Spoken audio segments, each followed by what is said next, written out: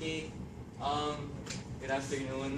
We are Group Golden Beacon, and we're here to present about our concept of our game, Deadline. Yay. Okay. So what is Deadline? So in yung pinaka basic sense, it's a third-person horror adventure game. So here's an overview. In Deadline, so the player controls a student who acquires the abilities to escape a university. The player will solve puzzles in order to progress through the game. So these puzzles will be elaborated later. Then players move area to area in the university where he meets different enemies. So those enemies will try to get in the way of the player trying to escape. Okay. So the mechanics, it is an adventure world. So the player will be given the opportunity to explore their surroundings. However, there will be barriers, meaning the player cannot explore the whole world at the beginning. There will be certain milestones that the player must achieve in order to access different areas.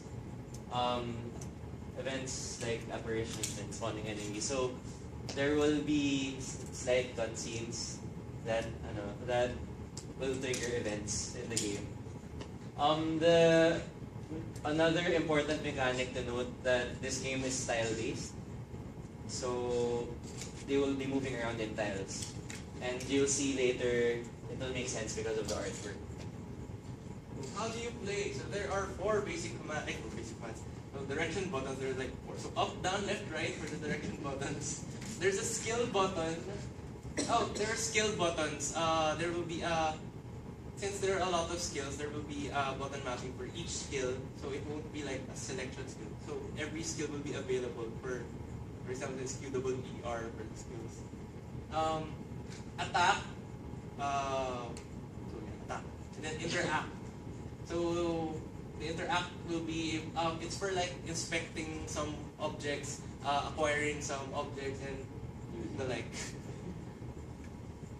So we have skills tree. So spectral mode will be available in the beginning. There will be a cutscene, which we will show later what spectral mode looks like.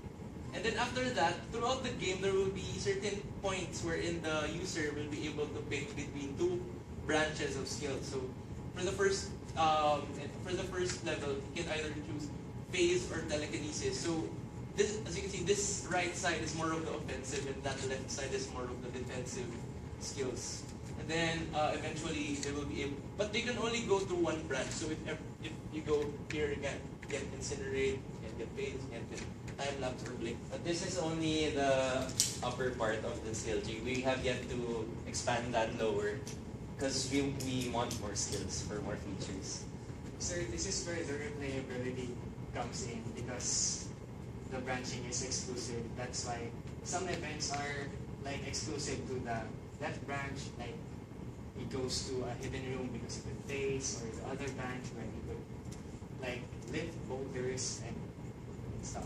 Yeah, so the replayability there is playing the game again and again to try the different branches. You just have to remember though that most players will not have animations. Yeah. Just be That's aware. why they have YouTube. It's like 90% of your players will not really. So the synopsis is just like we try to make the protagonist as generic as possible because as a student falls asleep in the university library, wakes up finds it deserted, and well, the backstory is actually, well, he just learns about the mechanics of the world while he's in it. That's why we didn't focus much on the introduction because everything that will be told in the game will be told. And yeah, everything that will be in the plot is going to be presented in the game. So it's like the main character is just a storytelling device, it's like the point of view of the player. And then the story will revolve around what has happened in the school, not to the main character. There's nothing special. So, the barriers will include, in order to solve barriers, there will be clues. And these clues, so what we talked about is use the concept of bugtong. So, in spectral mode, so for example, there will be something smeared on the wall. The answer will be a clue to how to get past the first certain barrier, and then the person will be able to get a hint on how to solve the problem. So here's a world map. We all start out here in the library. Actually, the plan for this was at the start of the game, the player finds this brochure. It's a map for freshies.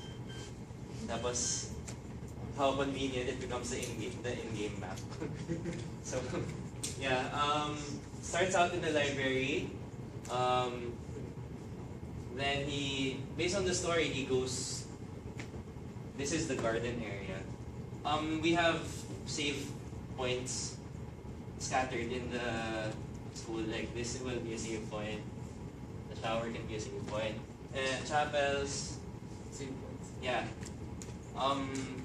This is a tentative world map, but we plan. Yeah, there's a chapel there, but we plan to make a big church somewhere there, because the university is kind of is based on.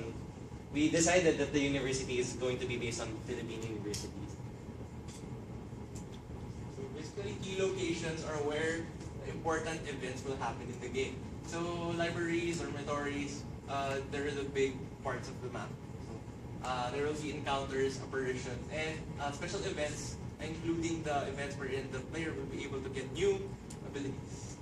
If we can go back to the world map, if you notice, there are blue rectangles here. These signify entrances. So in the middle of the game, the player will be able to see that there's this entrance here. That is the most common entrance used, but it's locked. So he'll have to go all the way there, the other end, to the other exit. So the barriers aren't indicated, but not the barrier. Yeah. So barriers aren't indicated here, but yeah.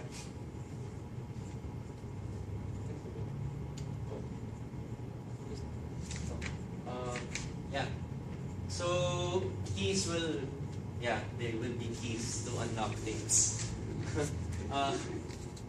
Yeah, there will be keys and consumable items such as crimson liquid, cerulean liquid that restore health.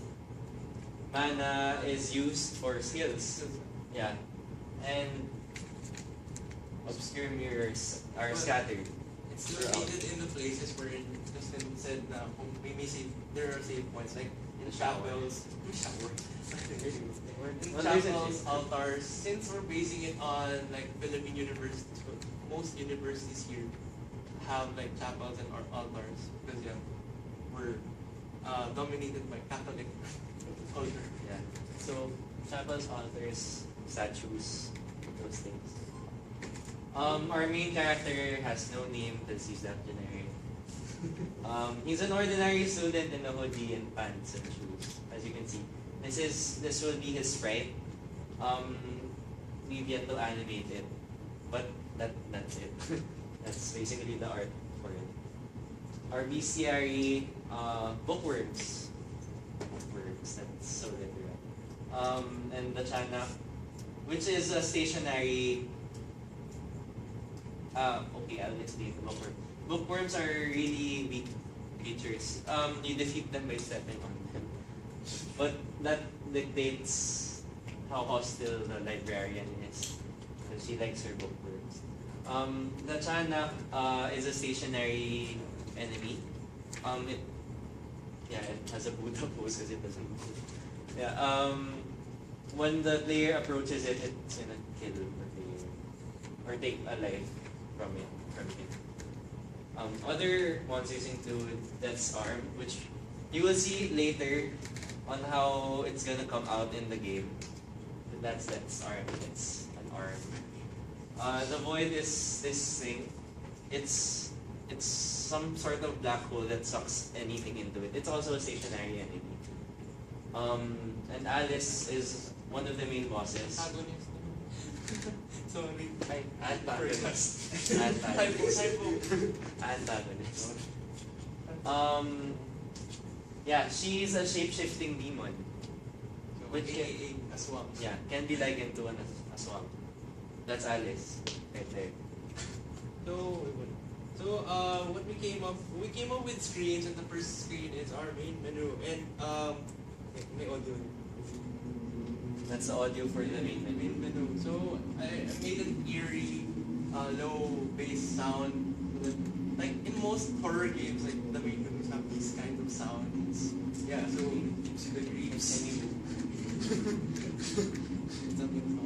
Oh god, okay. So this is a sort of screenshot of the game. This is in the classroom area. So these are classrooms and that's a hallway. You can see the light bar there. So it's pretty minimalist. But when we get to spectral mode, you'll see what happens. So everything gets covered in a shade of red. And your skills become available. These skills will have icons that are placed here. And so you know how they're mapped. As you can see, that's the void. And the death arm will come out to random. Parang hindi naman random. Parang it will come out suddenly when you come near it. And ayun. You have, it's a challenge because there's a timing to get past them. So that's essentially, that's our concept of the game right now. So as you can see, the artwork is like that because it's tiled to support the tile-based thing. Yeah. So that's essentially our concept of the game. Any You have comments? concrete example of riddles. Riddles? Ano yung mga butong na gagawin? Meron ba? Yung in-discuss po namin last time, yung ano nga po, nagustuhan ko yung may tumba-tumba. Sige. Na there's a part in the story na may makikita siyang chair na gumagalaw, and hindi lang magmamatter, parang okay, gumagalaw siya. Tapos pag in-inspect, parang there's a moving, gano'n lang. Tapos later on, makakahanap siya ng file na makikita, siguro nakikita niya either in a file or siguro nakasmear sa wall na yung siguro sa file na lang, ano mahaba, na yung gumagalaw na tumba-tumba, parang ano pala siya, binabahayan siya ng masamang spirit. Tapos pagdaan niya ulit doon, wala na. Tapos may ibang mangyayari sa sunod siguro na room. Parang yan ay main event. Walang umalis na yung spirit na binahayan nila.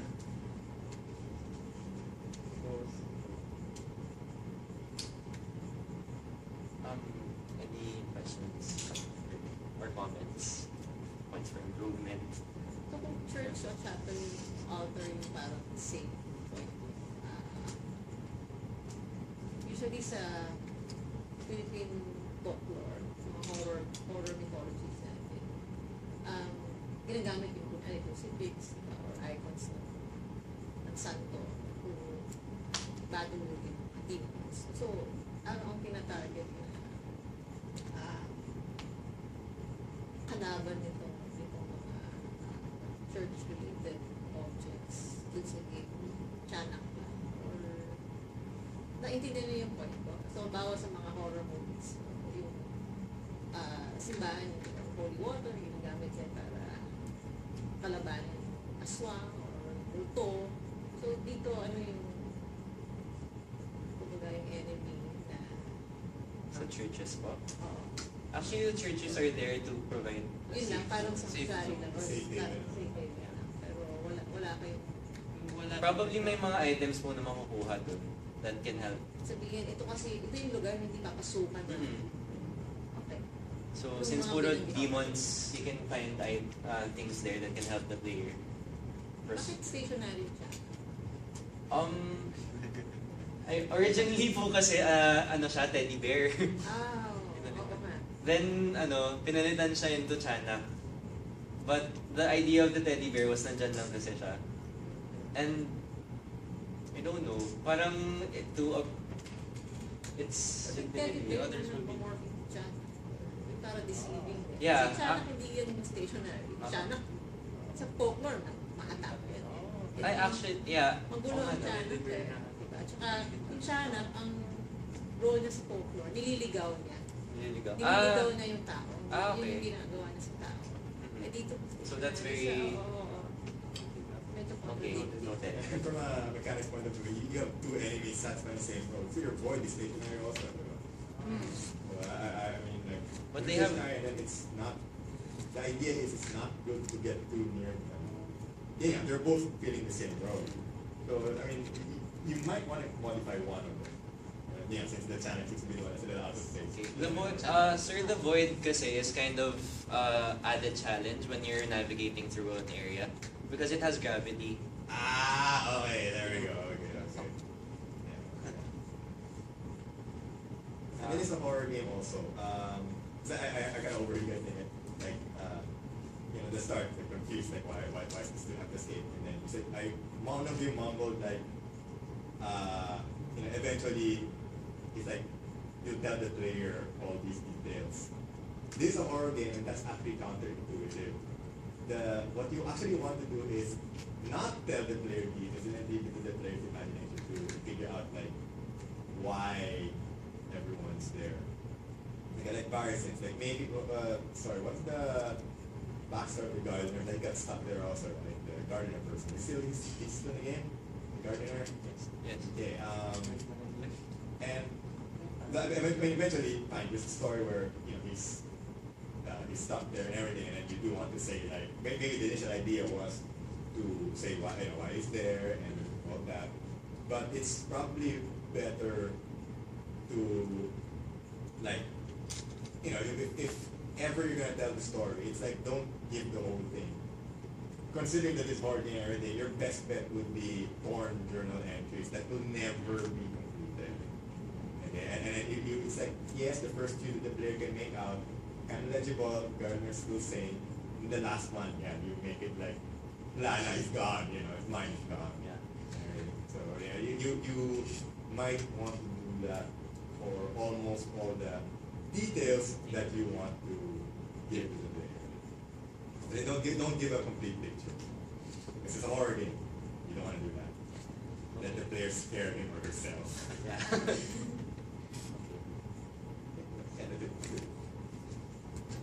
Okay. May question ba? Okay. Well, with spectral mode, nang lumabas yung monsters, diba? Yeah. So can the player go through the game without spectral mode? No, there are certain barriers which require you to be in spectral mode. So hindi talaga maiwasan yung risk na kailangan mo pumunta ng spectral mode in order to move on. Kasi if the player doesn't use it, there will be a barrier na impossible talaga. So you need spectral mode eventually in some parts of the game. There will be events that can only be passed in spectral mode. Parang that hallway, You can't you turn it can, off. parang when you step on a certain tile area, yun lang spectral mode. And everything comes There will out. be a Okay, yeah, that's